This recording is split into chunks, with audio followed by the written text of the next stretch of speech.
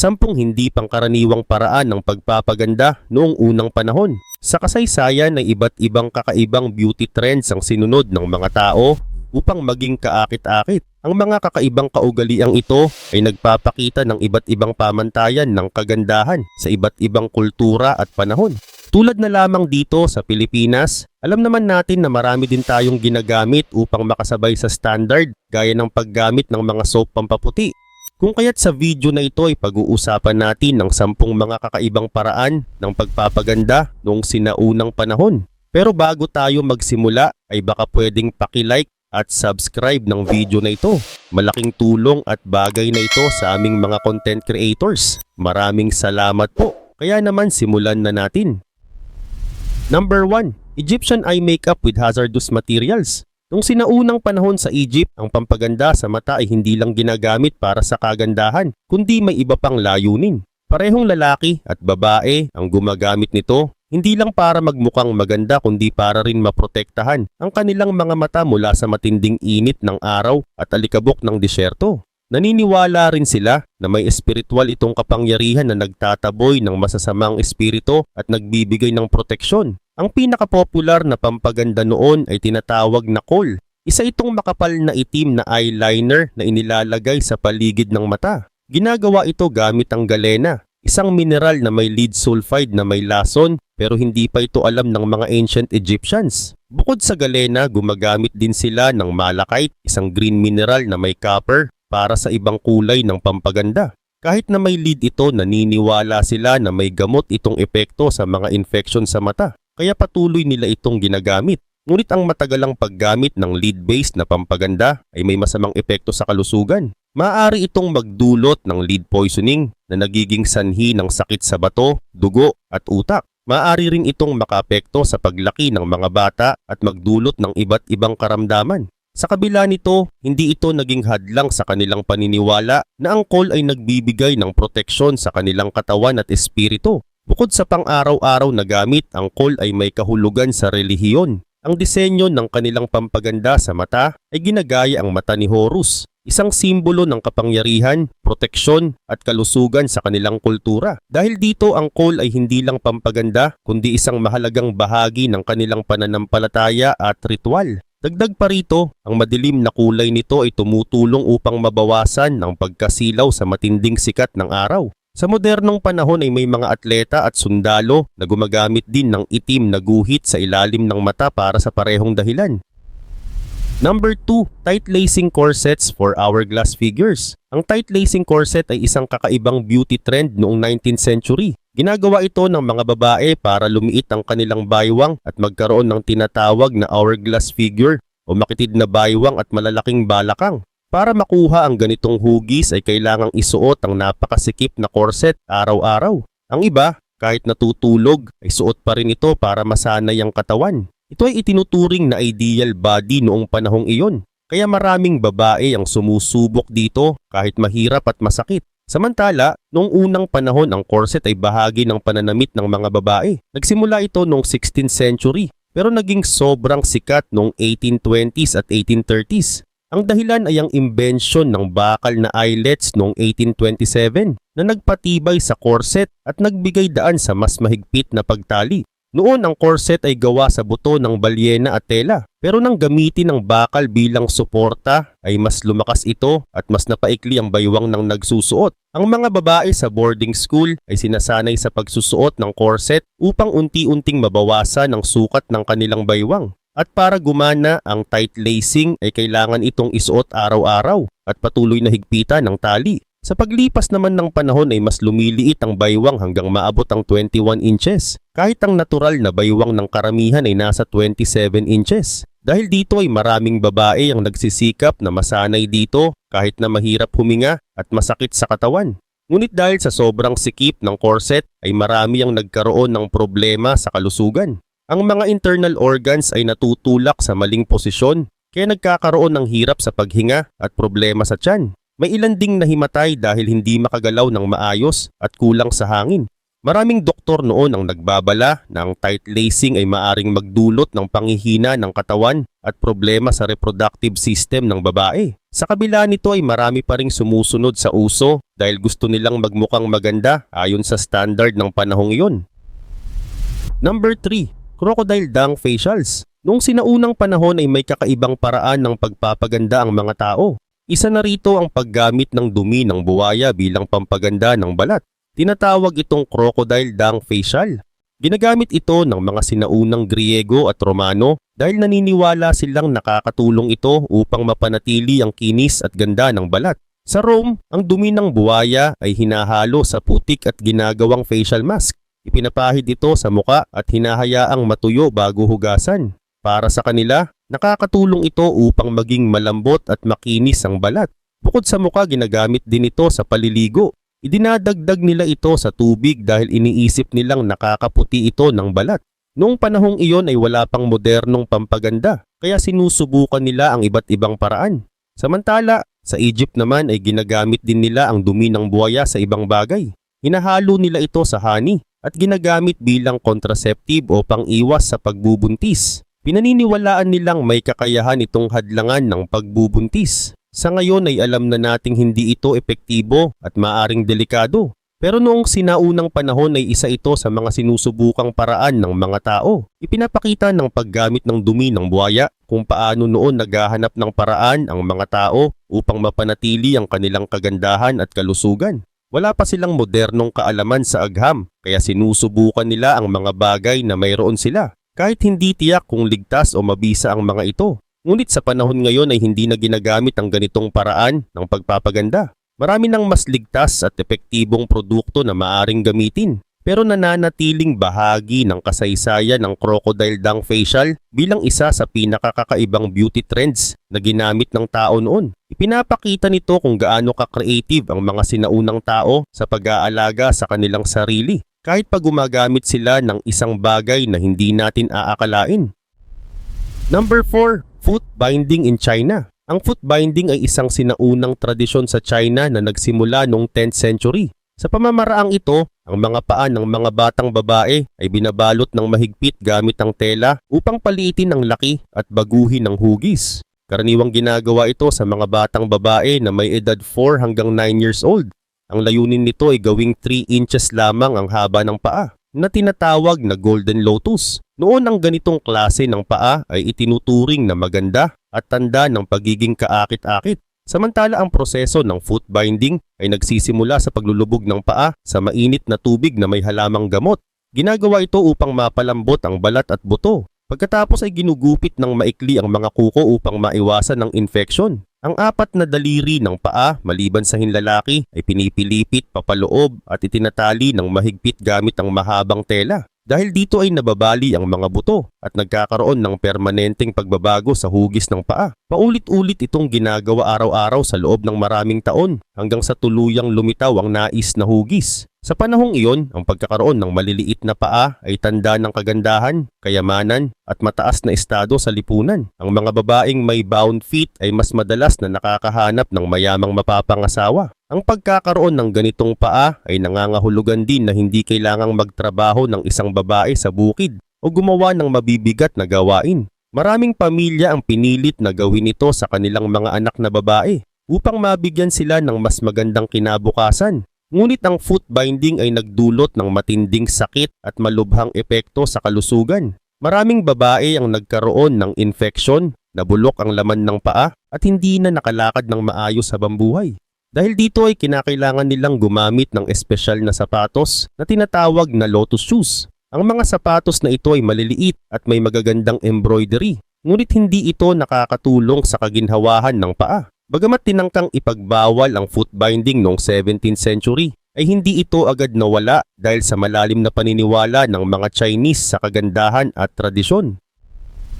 Number 5. Teeth blackening o haguro in Japan. Ang ohaguro ay isang sinaunang tradisyon sa Japan kung saan pinaiitim ang mga ngipin. Ang pangalan nito ay mula sa salitang o na tanda ng respeto at haguro na nangangahulugang itim ng ngipin. Ang kaugalian na ito ay nag-ugat pa noong Kofan period batay sa mga nahukay na bangkay at mga clay figure na tinatawag na haniwa na may mga itim na ngipin. Noon ay itinuturing itong mahalagang bahagi ng kultura at kagandahan sa Japan. Ngunit sa Heian period, ang ohaguro ay naging tanda ng pagiging ganap na adult. Karaniwan kapag umabot na sa edad 50 ng isang babae o lalaki, ay nagsisimula na silang mag-itim ng ngipin bilang bahagi ng kanilang pagpasok sa adulthood. Ang mga mayayamang tao, lalo na ang mga aristocrats, ay ginagawa rin ito upang ipakita ang kanilang mataas na katayuan sa lipunan. Sa panahong ito ay hindi lamang babae, kundi pati mga lalaki, lalo na ang mga nasa mataas na posisyon ang may itim na ngipin. At sa paglipas ng panahon ay nagbago ang kahulugan ng ohaguro. Noong Edo period, ito ay naging bahagi ng kagandahan ng mga mayayamang may bahay, mga geisha at mga babaeng mula sa maharlikang pamilya. Sa panahong ito ay itinuturing na kaakit-akit at elegante ang may itim na ngipin. Pinaniniwalaan din na mas lalong lumilitaw ang puti at kinis ng balat kapag itim ang ngipin. Bukod sa pagiging tanda ng kagandahan, ang ohaguro ay naging paraan din upang maprotektahan ang mga ngipin mula sa pagkabulok dahil ang solusyon na ginagamit ay may sangkap na tumutulong sa pagpapalakas ng ngipin. Gayun din naman ang proseso ng pag-itim ng ngipin ay ginagawa gamit ang isang espesyal na timpla na tinatawag na kanemizu. Ang liquid na ito ay gawa sa pinaghalong bakal at suka na kapag iniwan sa hangin ay nagiging ferric acetate. Hahaluin ito sa tanin na matatagpuan sa tsaa o iba pang halamang may ganitong sangkap. Kapag inapply sa ngipin ay nag-iiwan ito ng permanenteng itim na kulay. Para mapanatili ang kulay ay kailangang paulit-ulit itong ilagay. Minsan araw-araw o ilang beses sa isang linggo. Pero ang lasa ng kanemizu ay hindi kaaya-aya. Kaya minsan ay hinahaluan ito ng pampatamis tulad ng kanin o halamang gamot. Number 6. High foreheads in the Elizabethan era. Noong panahon ng Elizabethan, ang mataas na noo ay isang tanda ng kagandahan at katalinuhan. Para sa kanila, ang ganitong itsura ay nagpapakita ng pagiging marangal at may mataas na estado sa lipunan. Dahil dito ay maraming kababaihan ang sadyang nag-aahit o nagbubunot ng buhok sa noo upang ito ay magmukhang mas malapad. Ang beauty standard na ito ay naimpluwensyahan ng itsura ni Queen Elizabeth I na kilala sa kanyang maputlang balat at mataas na noo. Noon ang pagkakaroon ng ganitong anyo ay itinuturing na isang bagay na kaaya-aya at kaakit-akit. Para sa mga babaeng hindi likas na may mataas na noo, ay gumagamit sila ng iba't ibang paraan para makuha ito. Ang ilan ay nagbubunot ng buhok gamit ang sipit, habang ang iba naman ay naglalagay ng espesyal na cream upang matanggal ang buhok sa noo. Mayroon ding gumamit ng katas ng halaman at ibang kakaibang sangkap tulad ng pinaghalong dumi ng pusa at suka. Kahit hindi komportable at minsan ay masakit ang ganitong paraan, ay ginagawa ito ng mga kababaihan upang maging kaakit-akit ayon sa beauty standard noong panahong iyon. Gayun din naman ay nakikita rin ang ganitong itsura sa mga likhang sining noong Renaissance. Sa mga painting ng kilalang mga artist tulad nina Jan van Eyck at Roger van der Weyden ay madalas ipakita ang mga babaeng may mataas na noo, manipis na kilay at suot ang magagarang headdress. Ipinapakita rin nito na noon pa man ang ganitong itsura ay isang simbolo ng kagandahan at pagiging marangal. Bukod sa noo ay mahalaga rin sa kanila ang pagkakaroon ng maputlang balat. Para mapanatili ito ay gumagamit sila ng cerus na isang pampaputi na gawa sa tingga at suka. Bagaman epektibo sa pagpapaputi ay delikado ito sa kalusugan at maaring magdulot ng matinding sakit. Para naman sa kulay ng pisngi at labi ay gumagamit sila ng pampakulay mula sa cochineal, madder at vermilion. At para naman sa kanilang pilik mata at kilay ay gumagamit sila ng kohl upang mas maging matingkad ang kanilang mata. Number 7. Artificial beauty marks, mooches. Noong 17th at 18th century sa Europe ay sumikat ang paggamit ng peking nunal na tinatawag na mooches. Ang salitang ito ay galing sa Pranses at ang ibig sabihin ay mga langaw. Ang mga mooches ay maliliit na piraso ng tela na kadalasang gawa sa silk, taffeta o velvet. Idinidikit ito sa muka bilang palamuti o pantakip sa mga peklat at iba pang marka sa balat. Noon ay itinuturing ito bilang simbolo ng kagandahan at yaman. Kapag may ganito ang isang tao, ibig sabihin siya ay may mataas na estado sa lipunan. Sa panahong iyon, ang pagkakaroon ng maputing balat ay isang tanda ng pagiging mayaman at marangal. Dahil dito ay gumagamit ang mga tao ng makapal na pampaputi sa muka. Pero ang problema, ang makeup na ito ay may halong tingga at arsenic na masama sa balat. Dahil dito ay maraming nagkaroon ng peklat, pantal at iba pang sakit sa muka. At upang maitago ang mga kapintasan ay naging popular ang paggamit ng mga mooches. Bukod sa pagtatakip ng peklat ay ginamit din ng mooches bilang paraan ng pagpapahayag. Ang location ng nunal sa muka ay may kahulugan. Kung nasa labi, ibig sabihin ay mapangakit. Kung nasa pisngi ay nagpapakita naman ito ng kasayahan. Ang nasa tabi ng mata ay nagpapahiwatig ng pagiging romantik. At kung nasa noo, ibig sabihin ay matalino o mayabang. Sa ganitong paraan, ang pagsusuot ng mooch ay parang lihim na paraan ng pakikipag-usap. May mga tao noon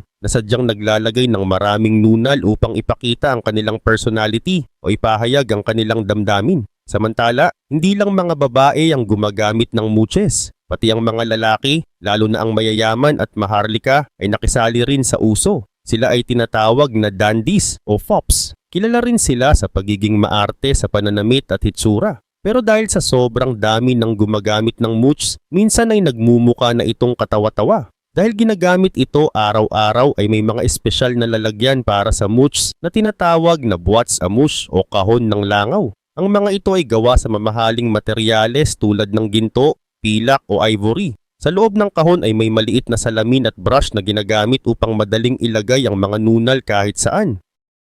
Number 8. Eyeball tattooing. Ang eyeball tattooing or scleral tattooing ay isang paraan ng pagpapaganda kung saan ang puting bahagi ng mata or sclera ay kinukulayan gamit ang tinta. Ginagawa ito sa pamamagitan ng pag-inject ng tinta sa manipis na bahagi ng mata. Kapag nagawa na ito ay permanente na ang kulay at hindi na ito mabubura. Isa rin ito sa mga pinakakakaibang beauty trends sa kasaysayan, pero ito rin ay isa sa pinakamapanganib. Samantala, ang eyeball tattooing ay hindi isang sinaunang paraan ng pagpapaganda. Noong 2007 ay isang lalaking nagngangalang Shannon Larat ang unang sumubok nito para sa pampaganda. Gusto niyang gayahin ng blue eyes ng mga tauhan sa librong Dune ni Frank Herbert. Dahil dito ay nakipagtulungan siya kay Howie Luna Cobra Rollins na isang eksperto sa body modification. Ginamit nila ang medical grade ink at isang espesyal na karayom upang baguhin ang kulay ng sclera. Matapos silang magtagumpay, ay kumalat ang idea sa iba pang mahilig sa body modification, lalo na sa mga taong gusto ng kakaibang hitsura. Kaugnay pa nito, ay ginagamitan ito ng manipis na karayom upang maipasok ang tinta sa ilalim ng sclera. Ang tinta ay kusang kumakalat upang mabago ang kulay ng buong mata. Dahil napakanipis ng sclera, ay napakadelikado ng proseso. Hindi ito tulad ng normal na tattoo sa balat dahil hindi ito maaaring burahin gamit ang laser o iba pang paraan.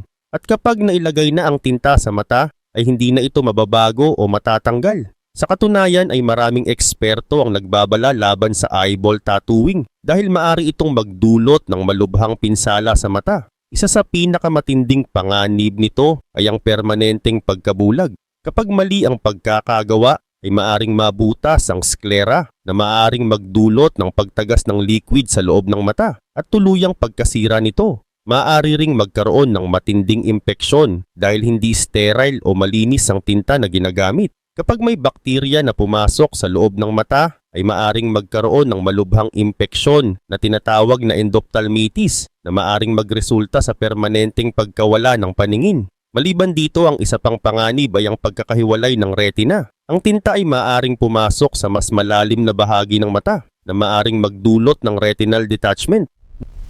Number 9. Lip plate. Ang lip plate ay isang kakaibang tradisyon ng pagpapaganda na ginagawa ng ilang tribo sa Afrika, lalo na ng mga Mursi at Suri sa Ethiopia. Ito ay isang bilog na plato na gawa sa clay o kahoy at inilalagay sa ibaba ng labi ng mga babae. Para sa kanila, ito ay isang simbolo ng kagandahan, katapangan at mataas na posisyon sa lipunan. Samantala, ang pagsusuot ng lip plate ay nagsimula libo-libong taon na ang nakalipas sa Afrika, lalo na sa Sudan at Ethiopia. Noon ang laki at disenyo ng lip plate ay nagpapakita ng kayamanan at kapangyarihan. Sa ibang tribo, ito rin ay palatandaan ng pagiging handa ng isang babae sa pag-aasawa. Hanggang ngayon ay ginagawa pa rin ito ng mga Mursi at Suri bilang bahagi ng kanilang kultura. Kapag ang isang batang babae ay nasa 15 o 16 years old, ay sisimulan na ang proseso ng pagpapalawak ng kanyang labi. Ang kanyang ina o isang matandang babae sa pamilya ang gumagawa ng maliit na hiwa sa ibabang labi. Pagkatapos ay isang maliit na kahoy o plug ang inilalagay sa butas upang panatilihing bukas ito. Sa pagdaan ng mga linggo ay unti-unting pinalalaki ang butas sa pamamagitan ng pagpapalit ng mas malalaking kahoy o clay na plug.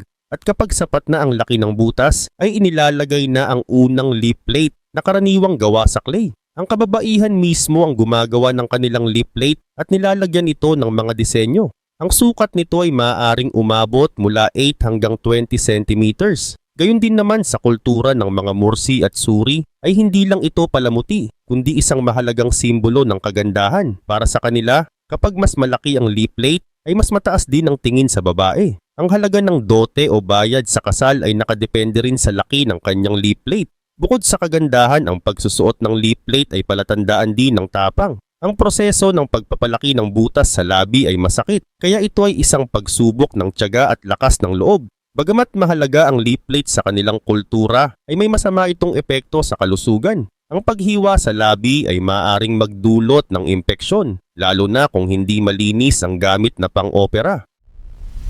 Number 10. Tooth sharpening. Ang tooth sharpening o paghasa ng ngipin ay isang kakaibang paraan ng pagpapaganda na ginagawa noon sa iba't ibang kultura sa mundo. Samantala, maraming dahilan kung bakit ginagawa ang tooth sharpening. Sa ibang kultura, kapag ang isang bata ay dumaan sa prosesong ito, ay opisyal na siyang itinuturing na adult. Para naman sa iba, ito ay simbolo ng tapang at pagpapakita na kaya nilang tiisin ang sakit. Sa ilang tribo, ito ay tanda ng kagandahan at nagiging paraan para mas maging kaakit-akit ang isang tao. May iba namang naniniwala na ito ay may espiritual na kahulugan, tulad ng pag-aalis ng masasamang emosyon o proteksyon laban sa masasamang espiritu. Gayun din naman sa Africa ay maraming tribo ang nagsasagawa ng tooth sharpening. Sa mga Makonde ng Tanzania at Mozambique, ang matutulis na ngipin ay tanda ng kagandahan at katapangan. Para sa kanila, mas maganda at kaakit-akit ang isang tao kapag matulis ang kanyang ngipin. Bukod dito, ito rin ay bahagi ng kanilang ritual sa pagtanda, kung saan ang mga kabataang lalaki at babae ay dumadaan sa prosesong ito bago sila ituring na ganap na adult. Sa Indonesia naman, lalo na sa Bali, ay may ritual na tinatawag na potong gigi o pagputol ng ngipin.